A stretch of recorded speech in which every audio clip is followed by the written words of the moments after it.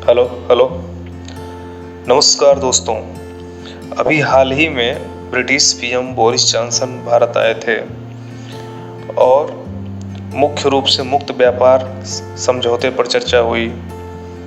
इससे पहले ऑस्ट्रेलिया और यूएई यानी संयुक्त अरब अमीरात से भी मुक्त व्यापार समझौता स्थापित हो चुका है। यह मुक्त व्यापार समझौता होता क्या है, हम आपको मुक्त व्यापार समझौता यानी कि फ्री ट्रेड एग्रीमेंट, इंग्लिश में इसको फ्री ट्रेड एग्रीमेंट बोलते हैं, हम आपको बताते हैं कि क्या होता है ये।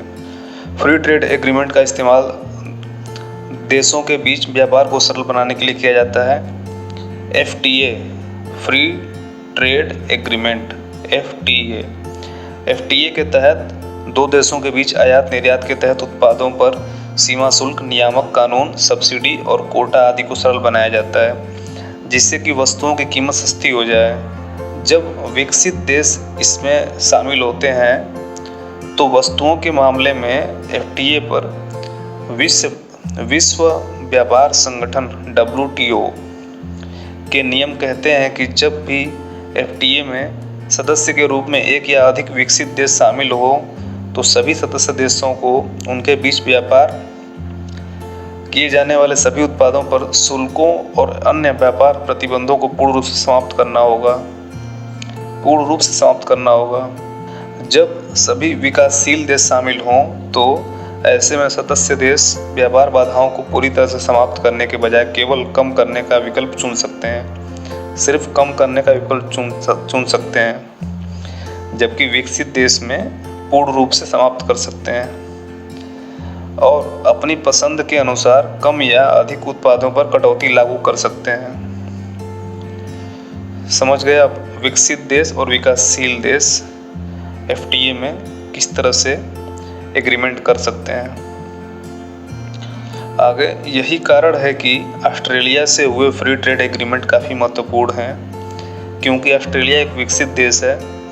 भारत से कई विकसित देश फ्री ट्रेड एग्रीमेंट करने के इच्छुक हैं, क्योंकि भारत विश्व की उभरती हुई 5वीं बड़ी इकोनॉमिक कंट्री है। अच्छा, इसके लाभ क्या क्या होते हैं फ्री ट्रेड एग्रीमेंट के? बहुत सारी कंपनियां अपना प्रोडक्ट एक्सपोर्ट करना चाहती हैं। जब वो ज़्यादा एक्सपोर्ट करेंगे तो ज़्यादा मैन्युफैक्चर करने के लिए ज़्यादा मैन पावर की आवश्यकता पड़ेगी, इस तरह से रोजगार बढ़ेगा। एक्सपोर्ट इंपोर्ट हमेशा ग्लोबल करेंसी में ही होता है और आपको पता है ग्लोबल करेंसी इस समय डॉलर है, तो एक्सपोर्ट जब ज़्यादा होगा तो ग्लोबल करेंसी डॉलर हमारे देश में ज़्यादा आएगा। इस तरह से फॉरेक्स रिजर्व हमारे देश का बढ़ेगा। भारत का फॉरेक्स रिजर्व लगभग अप्रैल 2022 तक 6,03,694 मिलियन डॉलर है, जबकि चाइना का 33,73,159 मिलियन डॉलर के साथ चाइना नंबर 1 पर है। श्रीलंका का 3 साल पहले फॉरेक्स रिजर्व लगभग 7500 मिलियन डॉलर था। अब श्रीलंका जो है इकोनॉमिक क्राइसिस में है और इस समय श्रीलंका का 1580 मिलियन डॉलर फॉरेक्स रिजर्व रह गया है, और जबकि इतना कम है फॉरेक्स रिजर्व श्रीलंका का, इसलिए ज़्यादातर देश और IMF जैसी संस्था लोन देने के इच्छुक नहीं है इनको। आज की वीडियो में हम बात किए हैं UK, ऑस्ट्रेलिया, UAE, IMF और WTO। तो इसके बारे में कुछ जान लेते हैं। UK के कैपिटल करेंसी और PM के बारे में। UK के PM Boris Johnson, capital London, currency pound sterling. Australia के PM Scott Morrison, capital Canberra, currency Australian dollar.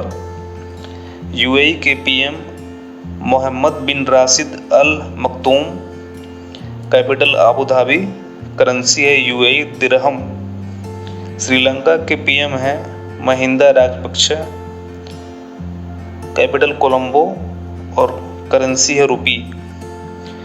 WTO विश्व व्यापार संगठन, इसका हेडक्वार्टर है जेनेवा स्विट्जरलैंड में, और IMF का हेडक्वार्टर है वाशिंगटन DC में, यूनाइटेड स्टेट में पड़ता है ये।